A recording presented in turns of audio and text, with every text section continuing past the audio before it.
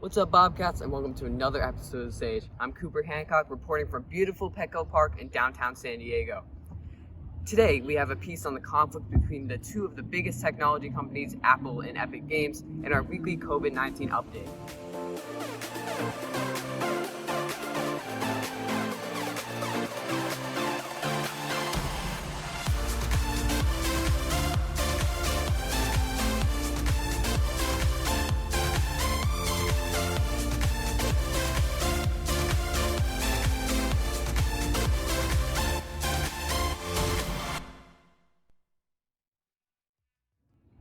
First up, we have a piece from Ambrogelly going into more depth on the ongoing legal battles between the two technology titans. Take it away.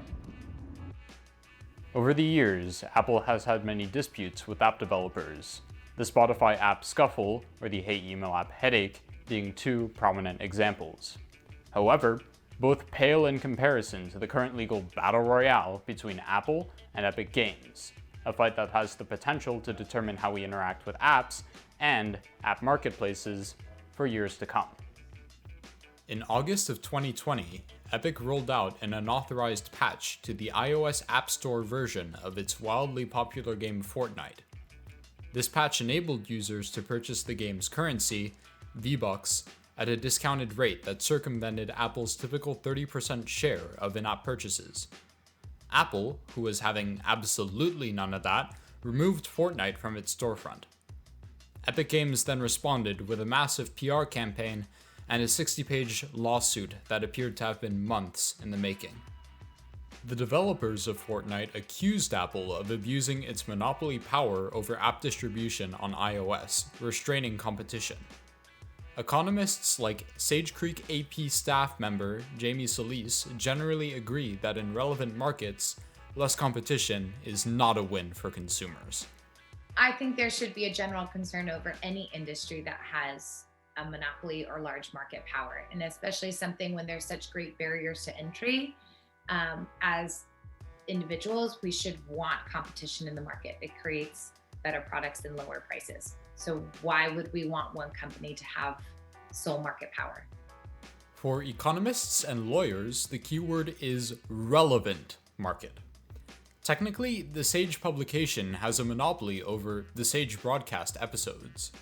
Intuitively, though, it can be recognized that the Sage is not a monopolist in the same way that Google is in the search market. Epic's entire case hinges more or less on the court considering app distribution on iOS to be a relevant market, and that's not an easy argument to make. Plenty of other companies act like Apple in leveraging their extensive reach to negotiate favorable deals with suppliers. So Walmart can sell a product for really low because they have such a large customer base. They have such a huge access.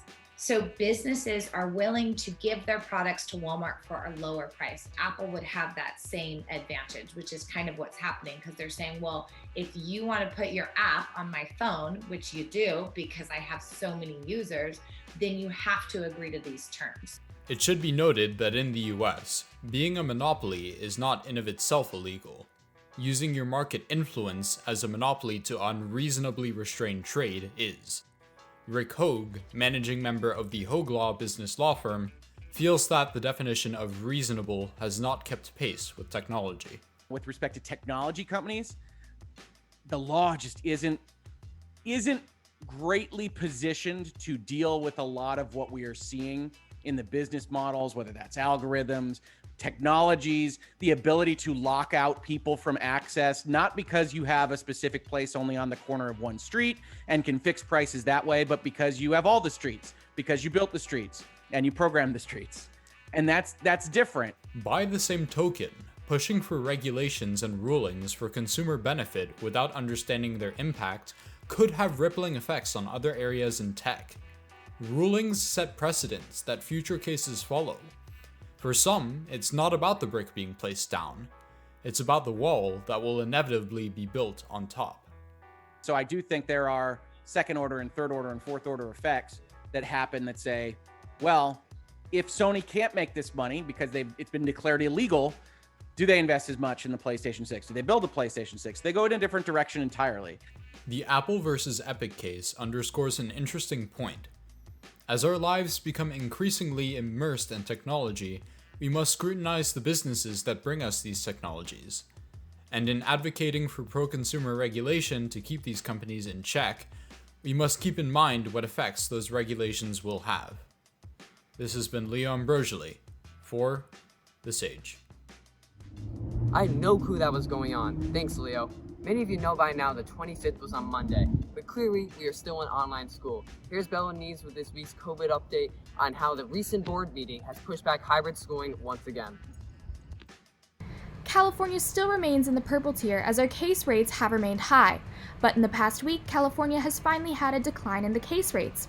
Governor Gavin Newsom reported that the case rates as of Sunday were down 37.9%.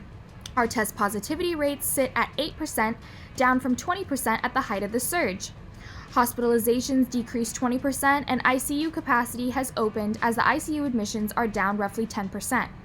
This is extremely crucial since the case rates have been increasing on a week-to-week basis since the week of October 10th.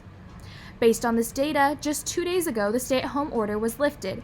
This means that citizens can now enjoy outside dining, visiting nail and hair salons, store capacities can also increase, and the curfew of 10 p.m. to 5 a.m. has now been lifted. But what does this all mean for Sage Creek? Carlsbad Unified School District received notice on January 14th that all schools must comply with the California Department of Public Health and their regulations. Recently, Department of Public Health stated that grades 7 through 12 may not make a return to school if their county is in the purple tier. In addition to these new guidelines, high school students are now required to have stable groups of attending in-person instruction. This means that instead of mixing classes and teachers, students will be placed in one group of students for the whole day with only one teacher, sitting no less than 4 feet apart. Due to these new guidelines, Sage Creek will not be returning to school at the proposed date of January 25th, and no definitive reopening date has been stated. But the Sage will continue to push out new information as soon as it's released.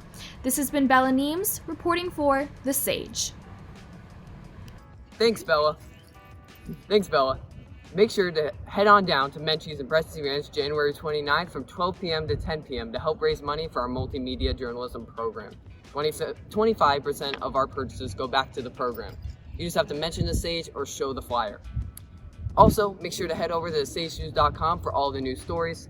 Thank you so much for watching. This is Cooper Hancock reporting for The Sage.